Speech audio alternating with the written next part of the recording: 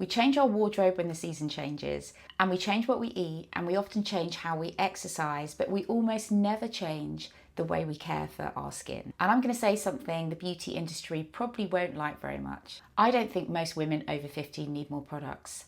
I think they need a better understanding of their skin and what it's asking for. Hi, I'm Samantha, an Ayurvedic practitioner and co-founder of Magical Medicine. I'm going to share the 5 summer skincare mistakes I see women over 50 making and why that matters, and the simple changes that you can make instead. Ayurveda has always approached skincare differently, and that's what I love about it. Your skin is alive and it's responding to your environment every single day. So if you're treating your skin exactly the same way in August as you do in January, there's a good chance that you're really not giving it what it needs. Mistake number 1 is treating your skin exactly the same way all year round. This is probably the biggest mistake I see. We've become so attached to the idea that there is a perfect skincare routine. You find the perfect cleanser, the perfect moisturiser, the perfect serum, and then you stick with it forever. But our skin doesn't work like that.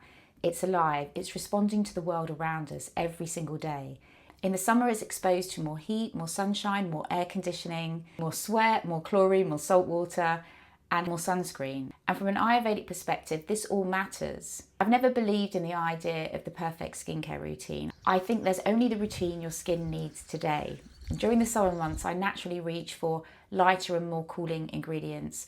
I use more rose water, more aloe vera, lighter oils, and I'll often simplify my routine rather than adding more products. At Magical Medicine, our herbal cleansing powder was designed with this in mind, because during the winter, I mix it with oil for extra nourishment, whereas during the summer, I mix it with rose water or aloe vera instead. Are you giving your skin what it needs today, or are you simply doing what you've always done? Mistake number 2 is forgetting that your summer skincare routine starts from inside. And this is where Ayurveda differs quite dramatically from modern skincare, because most of us have been taught to treat whatever appears on the surface, to treat the symptom. So if it's dryness, we apply something, redness, we apply something, breakout, we apply something, etc., etc. But Ayurveda asks a different question. Why is this happening in the first place? Summer is associated with heat, and that heat doesn't just exist around us, it exists inside us as well. And for some women, that might show up as redness and sensitivity, pigmentation or inflammation. For others, it might be irritation, breakouts, and skin that's just not reacting the way it normally does.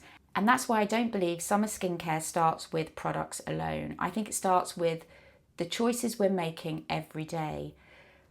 Are we drinking enough water? How much alcohol are we drinking? How well are we sleeping? Are we eating foods that nourish us, or foods that create more heat in the body? And at this time of the year, I naturally find myself reaching for lighter meals, seasonal foods, cooling herbs and spices. In Ayurveda, bitter, sweet and astringent foods are considered especially balancing during the summer. So if you want to eat your skincare, then you might choose leafy green veg, cucumbers, mint, coriander, fennel, coconut, pomegranate, juicy seasonal fruits. I also tend to drink more herbal teas, particularly fennel, mint and coriander, which are traditionally used to help cool the system. Rose is another one of my absolute favourites. I use it constantly, both internally and externally. And I try to slow things down a little, because Ayurveda teaches us that the skin, digestive system and nervous system, they're all deeply connected. And sometimes the redness and sensitivity or irritation we're trying so hard to fix isn't coming from our skin at all.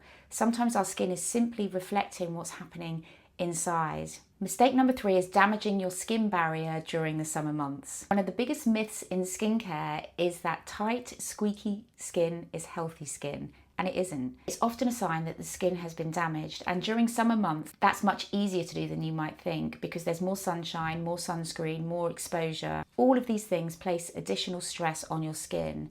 And then if we add menopause into the mix, things become even more interesting, because the skin naturally becomes thinner, drier and more delicate as estrogen levels drop. Yet many of us are still using commercial harsh cleansers, and our skin feels under attack. Mistake number 4, assuming dry skin means you need a heavier moisturiser. And this is another mistake I see every summer. Your skin suddenly feels dry, so you immediately reach for a heavier moisturiser.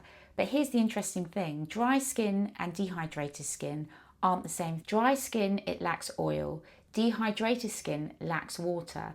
And during the summer months, heat, sunshine, air conditioning, travel, they increase water loss and can leave your skin feeling really dehydrated. And that's why heavy creams don't always give us what we're looking for. Sometimes they simply sit on the surface, and I find this, they sit on the surface and leave your skin feeling like heavy, congested, and a little bit kind of clammy and sticky. Instead, I prefer to think in layers. So hydration first, nourishment second. And I like to begin with a rose water spritz to lock in the moisture before applying a few drops of nourishing facial oil, which is great for sun exposed skin. And that's one of the reasons I love our Magical Medicine facial oil so much, because it's nutrient dense and delivers the botanicals to the deeper layers of your skin. So it's like feeding it with goodness. Mistake number 5, ignoring the signals your skin is giving you. We're so used to fighting our skin that we've forgotten how to listen to it. Our skin is constantly communicating with us. Dryness is a sign that the skin needs more nourishment, but it can also be a sign of dehydration, stress, poor sleep, or simply doing too much. Puffiness points towards sluggish circulation, fluid retention, or a body that's asking for more movement. And sensitivity is a sign that the skin barrier has been compromised, or that the nervous system needs more support. So symptoms are messages, and at Magical Medicine we believe that health is the foundation of beauty, and we believe that beautiful skin is created by supporting the body rather than fighting against it. And this becomes especially important during the summer because our skin is constantly adapting to changes in temperature. So instead of immediately asking yourself, how do I get rid of this? Perhaps ask yourself a different question. What is my skin trying to tell me? Because the secret to healthy skin is learning to listen to it. If you'd like to understand your skin more deeply, we have created a free energetic skin profile quiz, which I'll put in the link below. It will help you identify the qualities showing up in your skin right now and understand what your skin may be trying to tell you, and give you some simple Ayurvedic guidance on where to begin. And before you go, I'd love to know which one of these 5 mistakes resonated with you the most. Leave me a comment below. I read every single one of them. See you in the next video.